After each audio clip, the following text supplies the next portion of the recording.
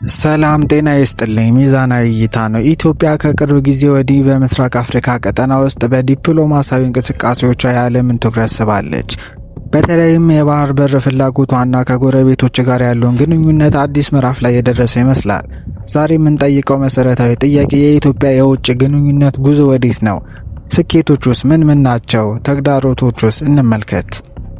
ኢትዮጵያ የባህር በር ለማግኘት የምታደርገው ጥረት ለኢኮኖሚ እድገቷ ወሳኝ መሆኑ አያጠራጥርም። ነገር ግን ይህ ፍላጎት ከጎረቤት ሀገር ጋር ያለውን ግንኙነት እንዴት ቀየረው? የሶማሊያ እና የግብጽ የቅርብ ጊዜ ጥምረት በኢትዮጵያ ላይ የሚፈጥረው ዲፕሎማሲያዊ ጫና ምን ይመስላል?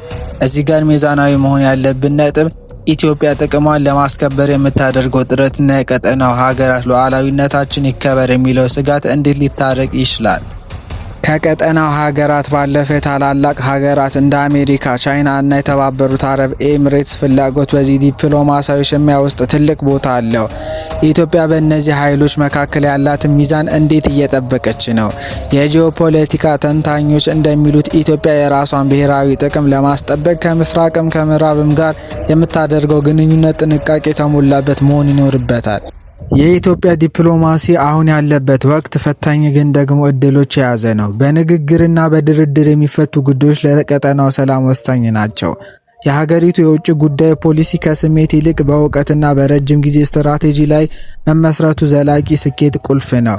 ቻናላችንን ላይክ፣ ሰብስክራይብ በማድረግ የቤተሰባችን አባል ይሁኑ።